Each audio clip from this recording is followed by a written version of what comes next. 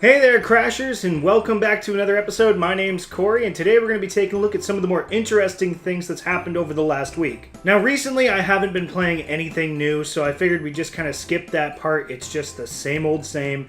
And we're going to move on to some of my recent pickups, which this week I managed to snag a Mipha amiibo from The Legend of Zelda Breath of the Wild.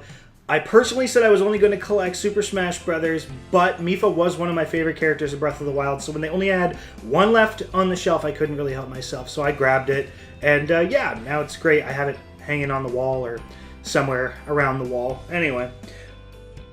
Next up, I also managed to grab Your Name, an anime that's been getting a whole lot of buzz online over the last year or so.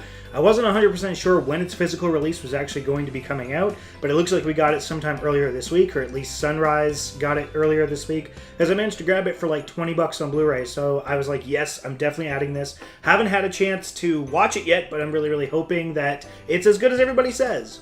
Now, moving on to the clip of the week. This time it is Grand Theft Auto Online once again. I play this game a crap ton, and it's where I get a lot of the most interesting moments. Like I said last week, the more I ride that flying motorcycle, the more stuff is bound to happen, so check this out. Dude.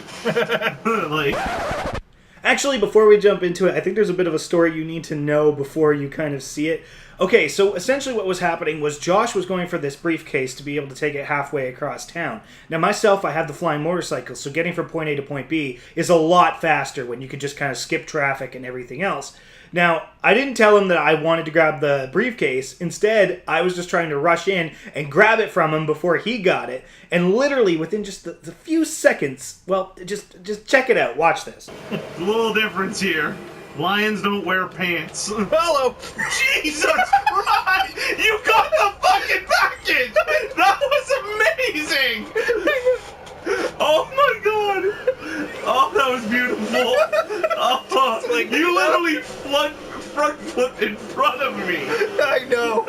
It's still great just seeing that perfect flip to grab the case. I mean, oh my god, all the stuff that happens in GTA, there's probably many more clips to come, and hopefully you guys are okay with that, because I play the crap out of this game.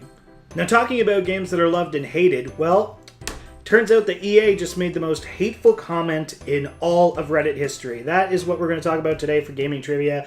EA had a response to claims that Battlefront 2 wasn't exactly going the way that fans had hoped. And I'm sure a lot of you guys have already heard it 1,000 times already, but essentially Battlefront 2 just had some really crappy business methods, as EA is known for, and the internet finally really took to arms to boycott the game.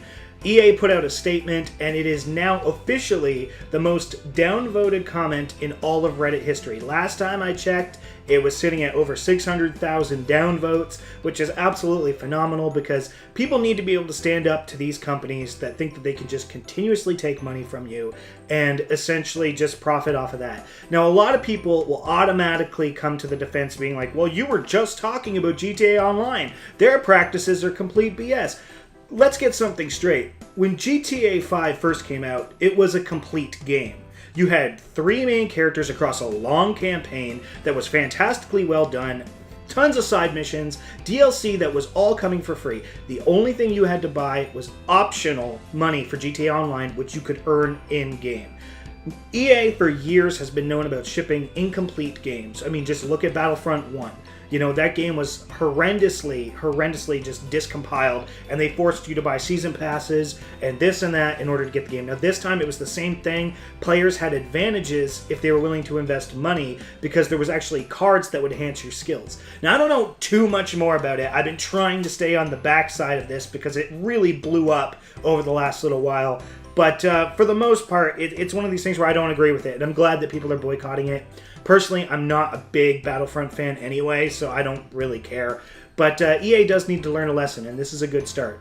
Now, moving on to more lighthearted things, I wanted to talk about the cosplayer of the week. It's Raining Neon, Deanna Davis. We managed to meet Deanna a couple years ago at HalCon. She was one of the nicest and most chill people we ever met. We spent probably about 30% of the con just talking with her.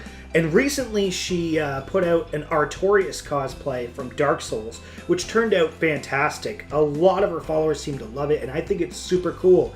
I mean, I've seen Dark Souls outfits that have been done in better quality before, ones that are really, really like one-to-one with the game. But this is still an amazing job. And Artorias is a character that doesn't get a lot of love. I mean, he does from the Dark Souls community, but he's not mainstream like other characters that we come to know, like Master Chief or things like that. So, as a fan of Artorias and as a fan of It's Raining Neon, fantastic, fantastic cosplay. I love her stuff. Go check her out on Instagram and Twitter and everything else. She's an amazing person, and she deserves your view.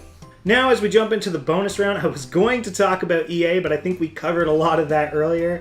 Instead, I figured I'd mention I've been saving up some money to get myself a Switch and Mario Odyssey. I'm getting ever closer to that, and I'm hoping maybe even before Christmas I might finally get my hands on a Switch and Mario Odyssey. If there's any other Switch exclusive games that you guys could really recommend, I know some people have said Golf Story and a few others, let me know down in the comments below because I might actually end up checking them out. When it comes to multi-platform, I'm probably still going to buy for PS4. My friends are on PS4. I like the accessibility of it. But Switch exclusives, let me know and I might check them out. I also wanted to mention that I'm going to be doing some more videos beyond these Saturday videos. I don't know exactly when, but I was thinking about doing a Christmas wish list video, and I had a few other ideas, maybe taking a retrospect on what kind of a gamer I was back when I started YouTube and what kind of a gamer I am now, and maybe doing that as a vlog tag video or something like that. I really don't know, but I'm still working on it, and there are more videos to come. Now, last but not least, I also wanted to mention to you guys the Game Awards are going to be happening soon, and you can actually vote this year for what you think should be on that list. While I personally don't agree with things like PUBG being up for Game of the Year, I do think that a lot of the other contenders really do deserve a look, and I'm really, really surprised at how many indie titles did appear in many different categories for you guys to go and vote on. So go check that out. I'll try to include a link down below. If not, I posted it on the Facebook page. You guys can go check it out there. And please do vote because your opinion matters, as we saw with EA. So yeah, so that about sums it up for this week. I want to thank you guys again for watching. Make sure to subscribe if you guys want more. Hit that like button and leave a comment down below. I'm always glad to hear what you guys have to say. I always find it super interesting. So anyway, I will see you guys all in the next video.